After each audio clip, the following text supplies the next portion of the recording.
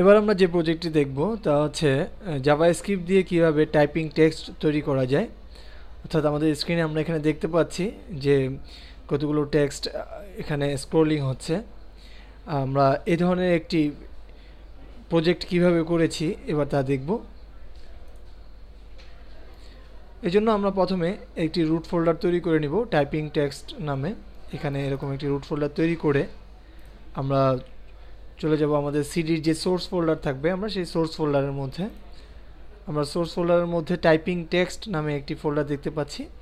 আমরা এই ফোল্ডারটি ওপেন করে এখানে একটি স্ক্রিপ্ট দেখতে পাচ্ছি, বডি স্ক্রিপ্ট নামে একটি ফাইল। এই ফাইলটিকে আমরা কপি করে আমরা আমাদের এই রুট ফোল্ডারে নিয়ে আসব, এখানে পেস্ট করব। এখানে একটি বিষয় খেয়াল রাখতে হবে যে আমাদের এই ফাইলটি আমাদের রুট ফোল্ডারে না রাখলেও চলবে, শুধু এখানে কোডটি আমরা ড্রিমওয়েভারে শুধু কাজ করার সময় দিলেই হবে। তো আমরা কাজের সুবিধার্থে এই স্ক্রিপ্টটিকে আমরা এখানে নিয়ে আসছি। এখন আমরা যে কাজটি করব তা হচ্ছে এই ফাইলটিকে ওপেন করে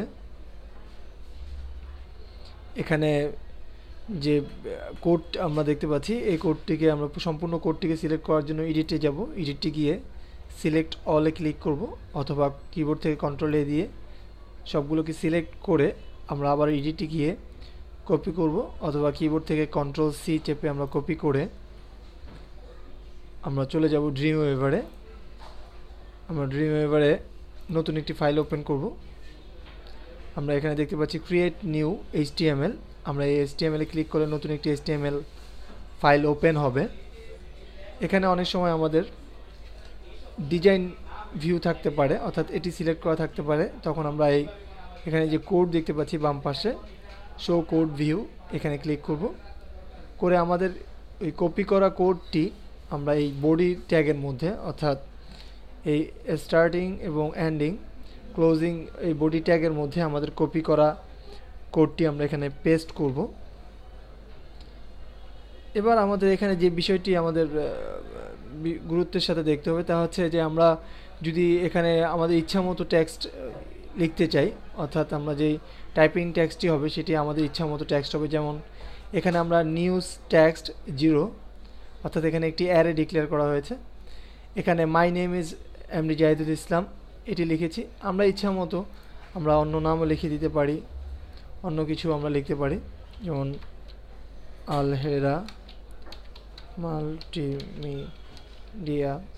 এরকম লিখতে পারি। তারপরে এখানে আরও অন্য কিছু আমরা দ্বিতীয় টেক্সট যেটি সেটির মধ্যে আমরা অন্য কিছু এডিট করে নিতে পারি।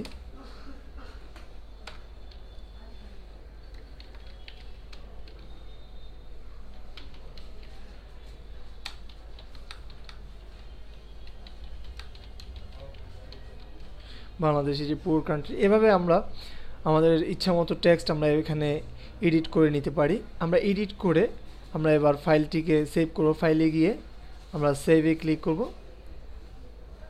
আমরা সেভ করব আমাদের যে রুট ফোল্ডার, ডেস্কটপে আমাদের যে রুট ফোল্ডার টাইপিং টেক্সট নামে যে রুট ফোল্ডারটি আমরা তৈরি করেছিলাম সেটির মধ্যে আমরা ইন্ডেক্স নামে অথবা আমাদের ইচ্ছা মতো যে কোনো নাম দিয়ে আমরা এই ফাইলটিকে সেভ করব।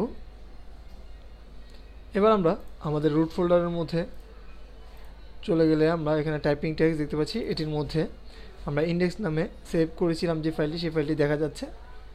এবার আমরা এই ফাইলটিকে যদি ওপেন করি তাহলে দেখতে পাবো যে আলহেরা মাল্টিমিডিয়া আমরা লিখেছিলাম। আলহেরা মাল্টিমিডিয়া প্রথমে শো হচ্ছে, তারপরে বাংলাদেশ, এই যে পুয়ার কান্ট্রি দেখা যাচ্ছে। এভাবে আমরা জাভাস্ক্রিপ্ট দিয়ে টাইপিং টেক্সট তৈরি করতে পারবো। ধন্যবাদ।